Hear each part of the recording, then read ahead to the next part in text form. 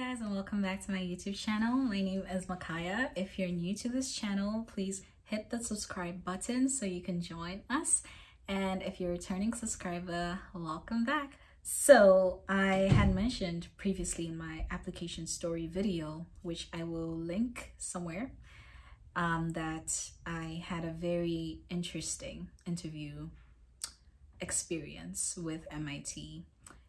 Yeah, so if you haven't seen that, definitely watch both parts so this can all make sense.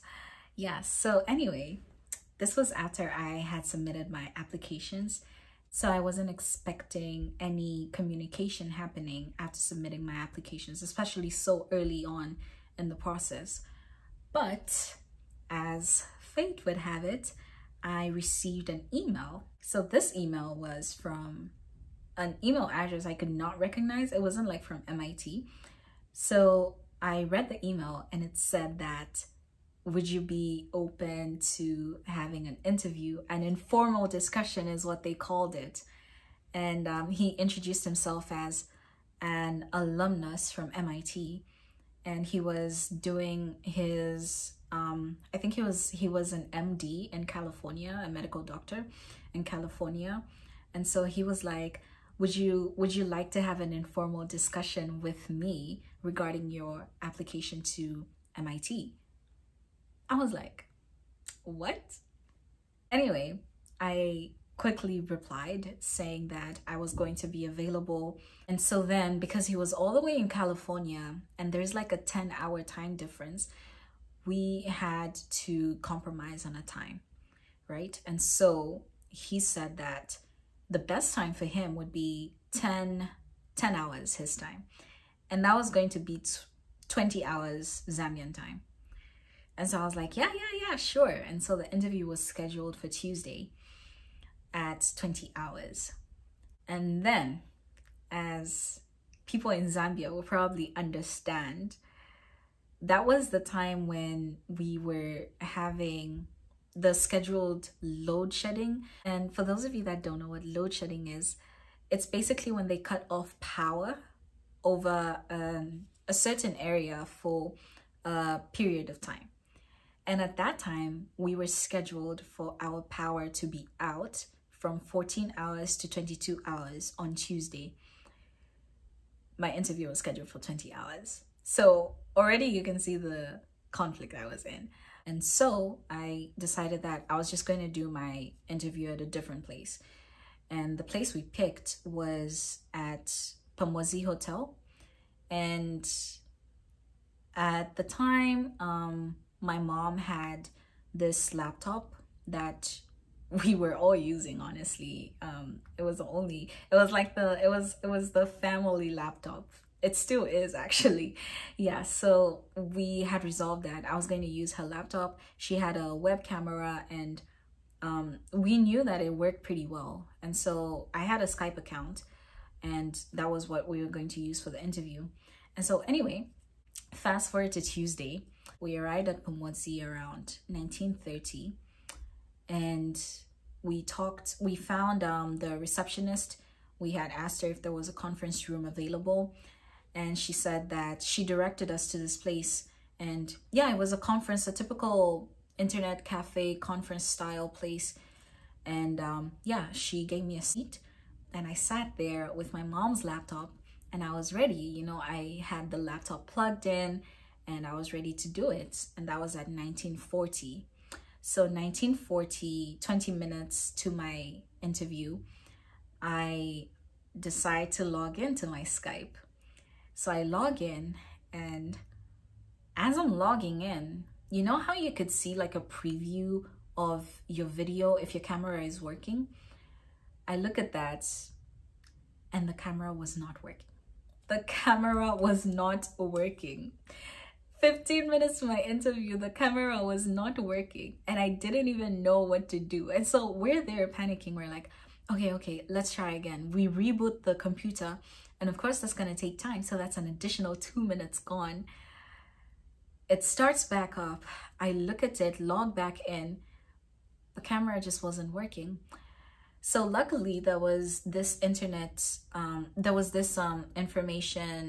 tech who was there at Pamodzi, and he was available and he was willing to help us. So the time was now 1952 when the computer went back on, and I could see myself. The camera was working. And so we're like, all right, perfect. You know, I'm ready. So 5 minutes to the interview, I'm getting ready. But then this huge red notice just pops up on the computer in the Skype app. And it says, your audio device is not connected. 5 minutes to the interview. And so we call the guy again and we're like, the audio device isn't working. And so we do the whole testing thing. It wasn't working. 1 minute goes by. I have 4 minutes left. We're there trying to figure out what's going on. Nothing was working. Yeah, 3 minutes to my interview.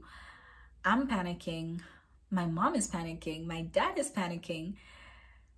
And we have no laptop. Another minute goes by, 2 minutes. And the audio just is not working still. I can't even describe how I felt that day. Because, you know, in hindsight, it's kind of funny, you can laugh, but in the moment, my heart was beating so fast. I was ready to send that email and just tell him that, look, we can't do it today. It's not going to work. Nothing is working. And so the tech person could see what the state we were in and how distressed we were. And so then he decides to take his own computer and says that, okay, look, try to use my computer. Let's see if it will work. And so we're like, okay. Another minute goes by. 1 minute to my interview. This was 1959. 1 minute to my interview is when he brought his laptop. He logged in. I logged into my Skype. Another minute goes by, the very last minute. And I was finally on Skype. The camera and the audio was working just fine. I was so relieved in that moment.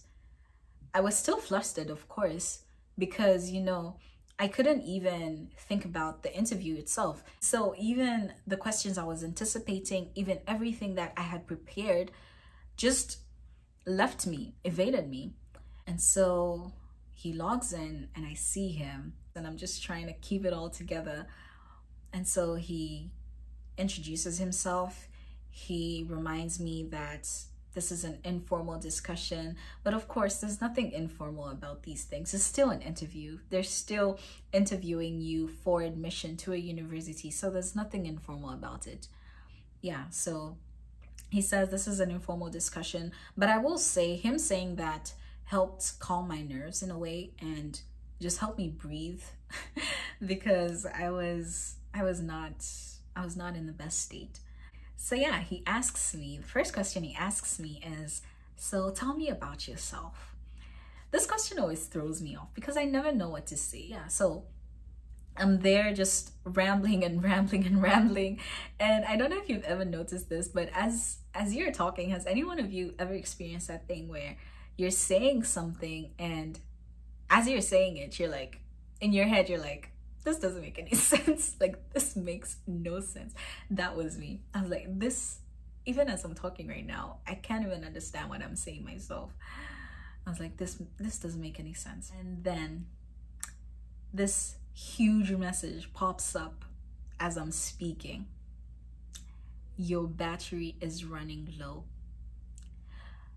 I didn't know where the guy was. This was not my laptop. I was just like, this is just bad. This is terrible. And so anyway, because my mom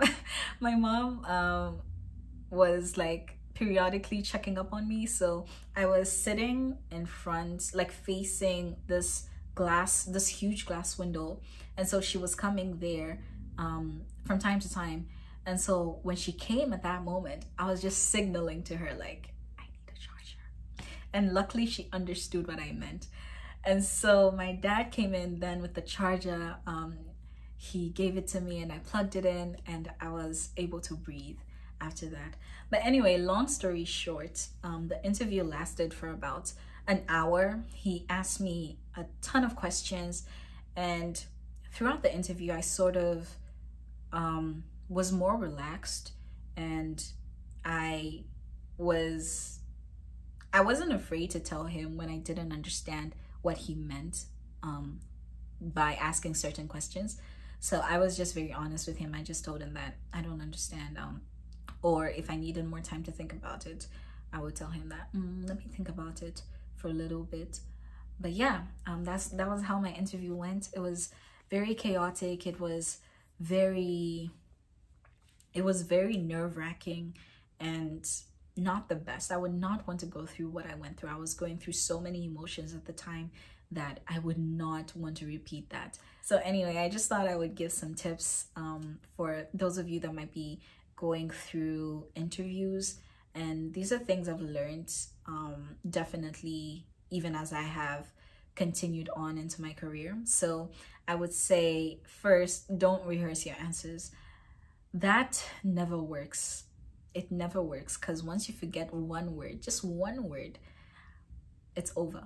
And by rehearsing, I mean, don't write down your answers and hope to sort of like regurgitate what you want to say. Does that make sense? Because you can't really know what questions the person will ask you. And so with rehearsing your answers, you sort of find yourself in the position where you're answering a question that the interviewer did not ask. So definitely just listen carefully to the questions and yeah, answer them to the best of your abilities. So don't rehearse your answers. The next thing is have mock interviews. And I know this might sound contradictory to the first point I made, but having a mock interview sort of allows you to get yourself thinking about certain questions. So I mentioned how I was thrown off by the question, tell me about yourself. It's something I hadn't really thought about and haven't really reflected on. And so when that question came to me, I was thrown off by it.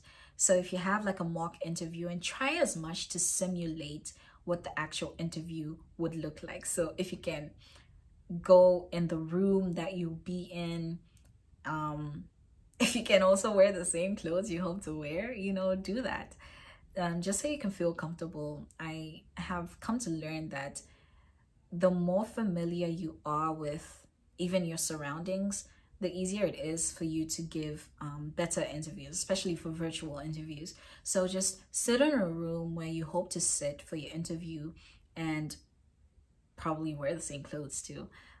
Wear those clothes and have it with someone that you trust, someone who's an expert, of course, someone who will ask you good questions, like typical interview questions, and try to answer like you would on that day. Take it very seriously. Yeah, so having mock interviews is something that I highly recommend. And then the last thing is relax, breathe. It's okay. Sometimes things will not work like you planned them to, and that's fine. It's okay. It's part of life. We live and we learn. So just relax and be confident in your responses. Sell yourself. This is an opportunity to sell yourself and talk about your strengths and basically why they should accept you. So that's the end of this video. I hope you enjoyed it. Please don't forget to like, share, comment, and subscribe if you haven't yet done so. And with that, I will end this video and see you in my next one. Bye.